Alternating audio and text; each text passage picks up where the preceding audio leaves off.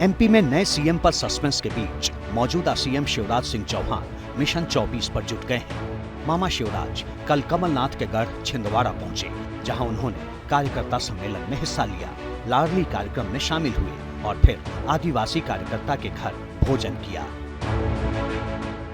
MP में भले ही फिलहाल सीएम की कुर्सी का सवाल सबसे बड़ा हो, लेकिन इन सवालों से दूर शिवराज ने फिलहाल अपने लिए मिशन 24 की लकीर खींच दी है, जिसमें एमपी की 29 में से 29 सीटों को जीतने का लक्ष्य रखा गया है।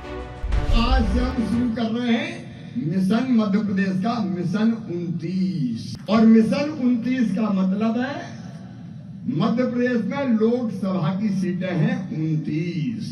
आप बताओ, फिर से मोदी जी को प्रधानमंत्री बनाना है तो 29 की 29 सीटें भारतीय जनता पार्टी को जिताना है।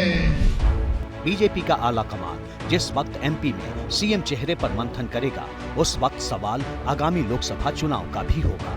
बीजेपी केंद्रीय नेतृत्व के इसी सवाल को आसान बनाने के लिए शिवराज सिंह चौहान जीत के बाद भी जमीन पर नजर आ रहे हैं। जीत के बाद शिवराज सिंह चौहान के छिंदवाड़ा पहुंचने के मायने समझिए।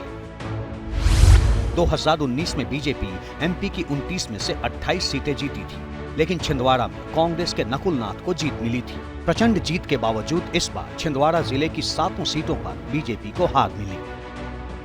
कमजोर किले को मजबूत करने में जुटे शिवराज सिंह चौहान आला कमान के सामने अपना सीवी मजबूत कर रहे हैं, क्योंकि वाजपेयी दौर से लेकर मोदी लहर में भी छिंदवाड़ा में कमल नहीं खिल पाया।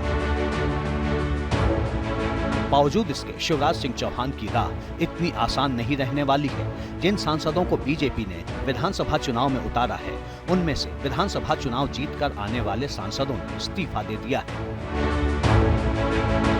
सीएम पद के लिए शिवराज सिंह चौहान के लिए बड़ी चुनौती है प्रहलाद पटेल, जिन्होंने आज ही केंद्रीय मंत्री के पद से इस्तीफा दिया है। हमारा अनुभव, जीवन का अनुभव, बहुत छोटी उम्र में मैं संसद में आया था। इन 3 दशक से ज्यादा का समय यहाँ का है, जो एक जीवन का बहुत बड़ा अनुभव है। वो आने वाली जिंदगी में मुझे काम आएगा, ऐसा मैं विश्वास करता हूँ। मैं फिर से आदरणीय प्रधानमंत्री जी का, अपने राष्ट्रीय अध्यक्ष जी का हृदय से आभार व्यक्त करता हूँ। सियासी कद से लेकर जातीय समीकरण तक प्रहलाद पटेल की दावेदारी को मजबूत बनाते हैं। प्रहलाद पटेल लोधी समाज से आते हैं, जो एमपी की 40% ओबीसी समाज का सबसे बड़ा हिस्सा है। 5 बार वो लोकसभा चुनाव जीत चुके हैं। प्रहलाद पटेल के गृह जिले से बीजेपी इस बार 4 सीट जीती है। सीएम पद की रेस में एक और पूर्व केंद्रीय मंत्री नरेंद्र तोमर शामिल हैं। उन्होंने भी आज कृषि मंत्री के पद से इस्तीफा दिया। नरेंद्र तोमर राज्य से लेकर केंद्र और संगठन की राजनीति में लंबा अनुभव रखते हैं। नरेंद्र तोमर के इलाके चंबल रीजन में भी बीजेपी का प्रदर्शन काफी बेहतर रहा। चंबल से आने वाले ज्योतिरादित्य सिंधिया भी सरप्राइज कर सकते हैं। हालांकि वो अब तक खुद को सीएम की रेस से बाहर बताते रहे हैं, लेकिन आज ही जेपी नड्डा से उनकी संभावित मुलाकात ने सस्पेंस बढ़ा रखा है। मध्य प्रदेश ने कमलनाथ की बजाय कमल पर भरोसा जताया है, लेकिन अब एमपी में कमल किस पर दांव लगाता है, दिल्ली से लेकर भोपाल तक इंतजार इसी बात का है।